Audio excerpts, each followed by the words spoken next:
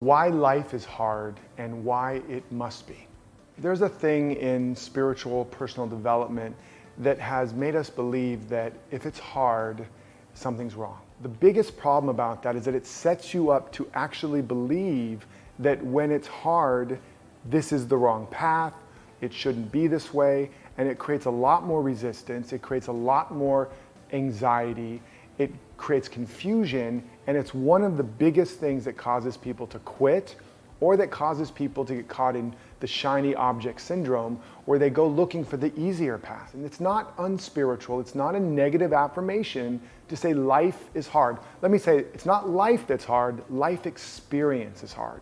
Life is complete, life is free, life is perfect, but it's infinite, and the unfoldment as our experience and the journey of embodying this infinite potential in density is hard, people. It's hard. And it's hard for a reason. For example, would you go to a school and say, why are there all these challenging problems in tests and subjects? Clean all that out so that it's really easy and simple. Would you ever learn anything? Would you ever get smarter? Would you ever activate more of your potential? No. Would you go to a gym and go, what's with all these weights and resistance and let's get rid of all the weights and stuff and then I'll be okay. But you're not going to grow. You're going to atrophy. You're going to stagnate. And how do I know this is not some human problem? Because it's everywhere in nature.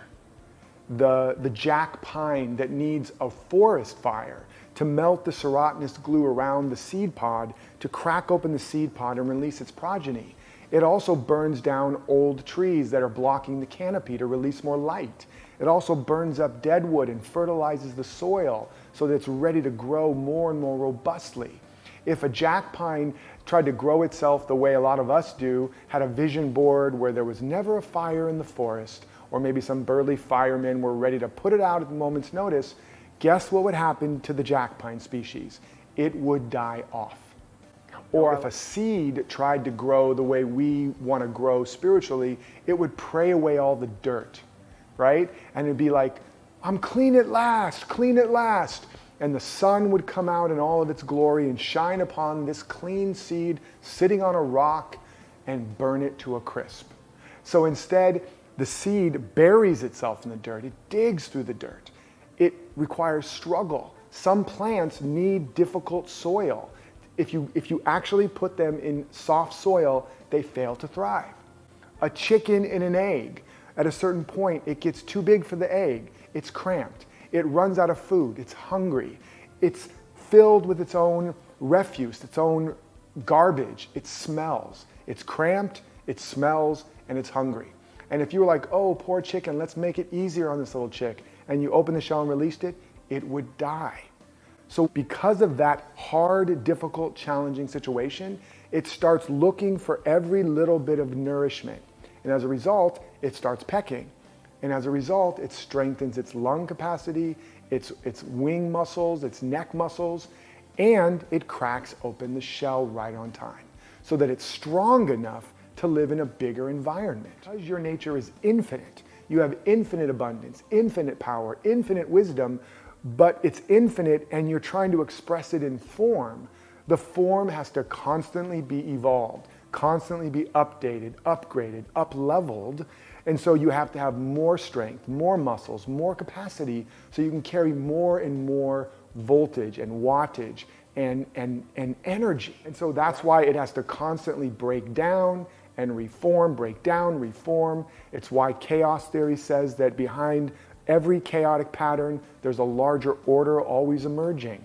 So the nature of creation in this material world is we grow through challenge. We grow through having to activate more of us. And because of the density and the slowed down nature of this dimension, if we didn't have that contrast or that challenge, we would not grow.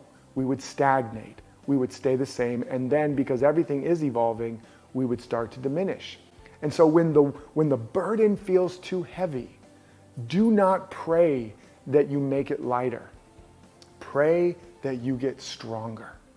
When the object of your desire seems too far out of reach, Do not pray to bring it closer. Pray that your reach and your extension gets longer. If you surround your life and create a life, or even strive to create a life without challenge, you are creating hell. Hell means stagnation.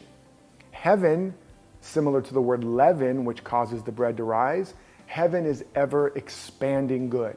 Heaven on earth is people that are so strong, has such soul stamina and resilience, and are so identified with their greater nature that they thrive on challenge. They thrive on obstacles. They know the obstacle is the opportunity. They know that what's in the way is the way. When the challenge arises, they man up, they woman up, they step up, they stand up, they release their wishbone, they got a backbone, and they can make anything happen.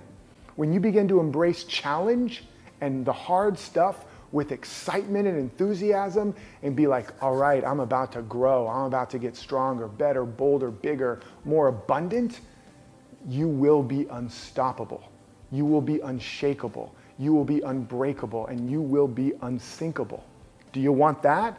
Or do you just want things to be easy? Do you want things to be comfortable and convenient? It's not going to be hard all the time, but it's going to be hard and challenging when it's time to grow. And right now, look around you at the world, it's time for us to grow. I hope you're ready. Take the challenge, and until next time, live authentically, love unconditionally, and follow your destiny.